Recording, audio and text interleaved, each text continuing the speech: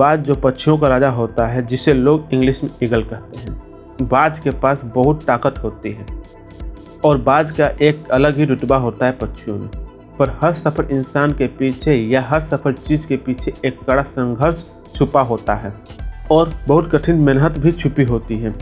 बाज की कहानी भी ऐसी ही होती है, बड़ी कठिन संघर्ष से भरी, लेकिन बाज के संघर्ष से इंसान बहुत कुछ सीख सकता है, जिससे आप अपने गोल को अचीव कर सकते हैं। जब बाज एक छोटा बच्चा होता है तो उसकी माँ उसे लेकर ऊपर उड़ जाती है और यहाँ से बाज के बच्चे की कठिन परीक्षा शुरुआत होती है।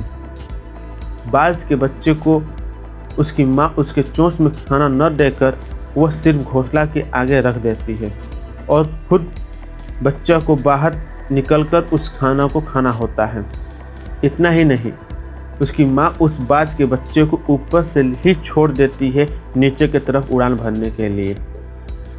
लेकिन जब बच्चा नीचे गिरने लगता है तो फिर से उसकी माँ उठाकर ले जाती है और यह प्रक्रिया बार बार दोहराती है जब तक बाज का बच्चा उड़ान न सीख ले। हिंदी में एक कहावत है कि बाज का बच्चा मुंडेल पर नहीं उड़ते।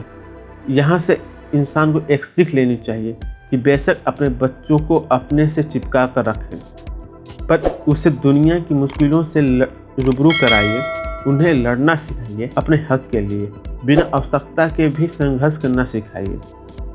ऐसे ही नहीं, बाज आसमान में उड़ता है। बाज की कठिन संघर्ष और कठिन मेहनत के बाद ही वह इतनी आसमान की ऊंचाइयां तक उड़ता है और जहां उसे कोई छू न सके और जहां उसके पास कोई पहुंच न सके, तब जाकर बाज दूसरे पक्षियों से बड़ा कहलाता है और पक्षियों का राजा कहलाता है।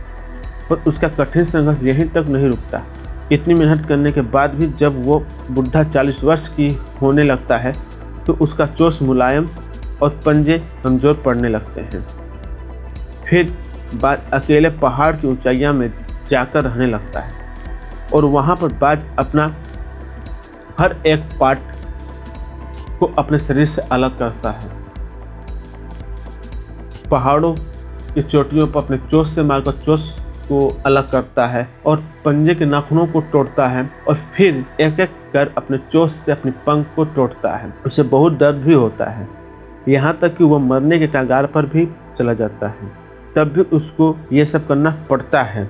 इतना करने के बाद ही वो फिर से अपनी नई जिंदगी का शुरुआत करता है, नए पंख, पैनिक चोंच और मजबूत पंजों के साथ, और अपनी उम्र को भी बढ़ा लेता है। जो 40 वर्ष जीने वाला रहता है, लेकिन इसके कारण वह 60 से 80 वर्ष तक जी लेता है। बाज का यही कड़ा संघर्ष उसको सबसे अलग कर देता है।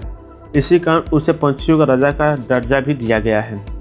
बाज की कहानी हमें यह बताती है कि दुनिया और समाज में एक अलग पहचान बनाने के लिए कड़े संघर्ष की ज़रूरत होती है, जिसमें दर्द और परेशानी तो बहुत होती है, लेकिन उसे झेलना पड़ता है।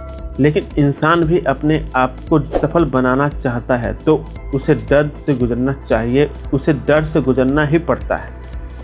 उसे कड़ी मेहनत भी करनी पड़ती है, बहुत स्ट्रगल करना पड़ता है। लेकिन कहा जाता है कि जब तक सोने को गर्म नहीं किया जाता तब तक वह अपना आकार नहीं ढालता है।